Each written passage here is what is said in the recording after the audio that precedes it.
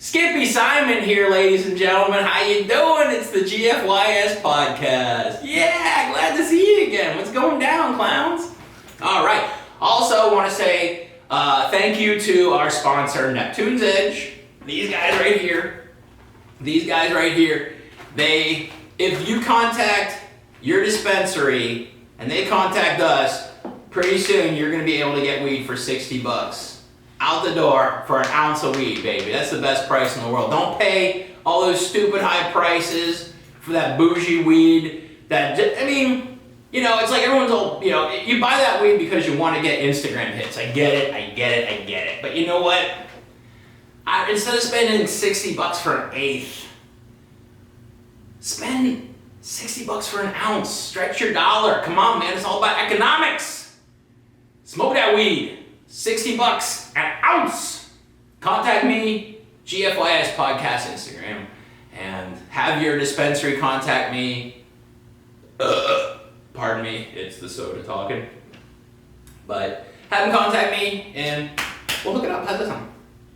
Also, Skippy'sTrapShop.com if you want to get some really cool t-shirts, because I'm going to have some. But, so, hi. I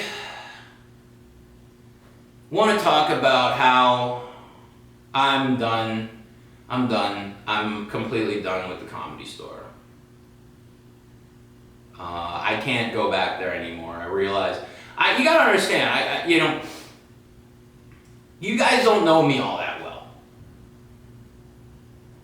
I'm very hated. And I don't know why, but I've come to a realization because my life is filled with haters they get jealous of me. I used to get a lot of stage time at the Comedy Store. That's what this bag is filled with, is all my, I collected all my lineups, or a lot of the lineups I had from the Comedy Store, because I hosted the potluck for many years, and I was like, here, let me show you this. This is, Sunday, July 9th, 2006, and number 4, I was hosting the potluck. I just sent this to her. I sent her a picture of it, but this was Nikki Glazer's first time on stage. I love you, Nikki, you're amazing. But, yeah, I mean, it's just like, I've been in like hundreds of these, like, look at these names, like Ari Shaffir, John Capitol, Sebastian, Dub Davidoff, Ian Edwards, Sam Tripoli, it's like Jeff Richards, Steve Byrne is easy. I work with all the greats and Bobby Lee. That's part of the reason why I'm leaving the Comedy Store is I got kicked out of there in 2007. All right, I was kicked out of there. I was banned indefinitely by the family. All right, I used to take care of Mitzi Shore, Polly Shore's mom, and she's a fucking bitch. I didn't like her, but I felt bad for her. And I got taken advantage of because I'm an empath, I'm a good person, I just like to do good things for people. And I got paid $8.50 an hour to change Mitzi Shore's diaper because her millionaire family just didn't have the money for a nurse, so they just let the comics take care of her, right? It's disgusting. I mean, I don't like the Comedy Store. I feel like a whore when I'm there. Comedy makes me feel like a whore. I can't stand the clubs. They don't pay shit. And, comedians, how I look at us now, we're just ticket and drink salespeople. That's it. We just sell ticket and drinks. That's it. It's like, fuck your talent. There's another jag-off waiting to get in this motherfucker, so you're replaceable. That's why I don't know. I'm sick of the entertainment industry. And also, I've been going to the Comedy Store. I got kicked out in 2007. I started going back in 2018. I got in a car wreck, and a week before the car wreck, I had seen a documentary about Sam Kinison, who got into a car wreck as well and didn't survive it. And that said to me, I need to get back on stage because I hadn't been on stage in a long time. So I started going back to the Comedy Store, and it sucked. Just like it always sucked for me. I got so many damn haters. I started going back to the Comedy Store every fucking week. Okay, I'd only go on Monday nights. Every fucking week, I'm dead fucking last.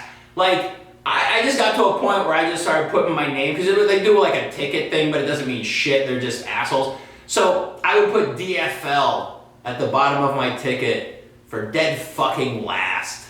Because I knew exactly where I was gonna be. But here's the thing, I spun it to my advantage because I would sell them drugs, I would sell them Neptune's Edge marijuana, and so for me it became kind of fun. You know, I'm selling them good weed at a great price, and they loved it.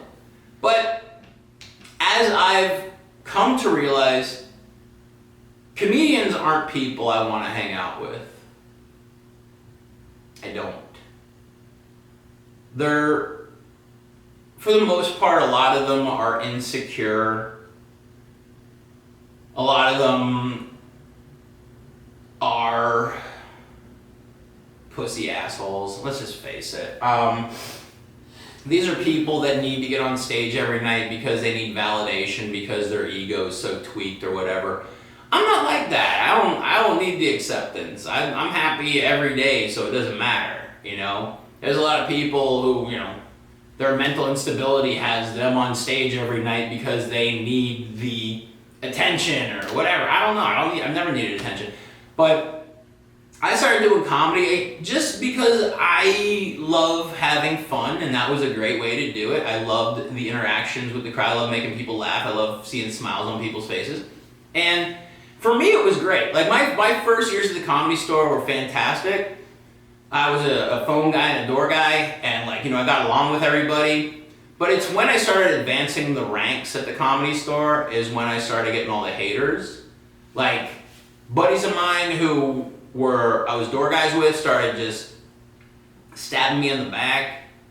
You know, I had this thing I called the 4 Horsemen of the Comedy Apocalypse at one time, which was this crew of 4 comedians who would just go out of their way to make my life difficult at the Comedy Store. And there were nights where I would go out to my vehicle and my tires would be flattened. Like, I didn't deserve that. And it was all because of jealousy, because I was getting a lot of stage time. I wasn't a celebrity, but I was getting a lot of stage time. I was getting a lot of props from celebrities. Like, celebrities were coming up to me and saying how funny I was. I mean, Eddie Van Halen told me how funny I was. Chris Rock stopped an audience of people clapping for him to tell me how funny I was from stage. So, yeah, I got my validation, all right? I got my validation. I know I'm funny. I can go on any stage at any time and prove it. But I just, you know, is it worth it is the question. You know, is it worth it for me to, like, shed my dignity so that Pauly Shore's trust fund can get a couple more bucks in it? And I'm like, fuck no. You know, and also, part of the reason why I left, Bobby Lee, for the past 5 years, has been telling me to just go fuck myself, or he tells me to fuck off, or he would openly go around, if I was with a group of people, he would shake everybody's hand around me and not mine, and then look at me and then walk away. And I'm just like, Bobby, you're just a little shitball. I don't give a fuck. You know, you're just this insecure little turd. I don't give a fuck. But I'm leaving, I left, because, like, Pauly Shore is really weird. He started getting really comfy around me, and I don't like Pauly. I don't know if this comes as a surprise to you, Pauly, but you treated me like shit, bud. But he's been asking me to do imitations for his girlfriends and stuff, and I'm just like, I'm not a trained SEAL, bro. So I just got disgusted with everything and just fucking left. But at least I got all the memories. I got, like, thousands of these things. But we'll talk about those later. But in the meantime, I just want to thank my sponsor. This is Neptune's Edge. That's right, contact me on Instagram if you want to get this into your dispensary. contact your dispensary about getting it in your dispensary.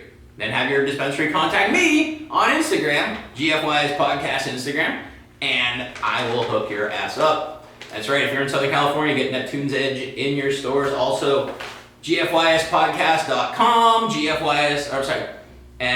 Skippy'sTrapShop.com if you want to check out some t-shirts and some other novelties I'm going to have on there. I'm going to get some really cool shit, and that's it. Thank you for watching GFYS. I hope I didn't bore you. I know I did.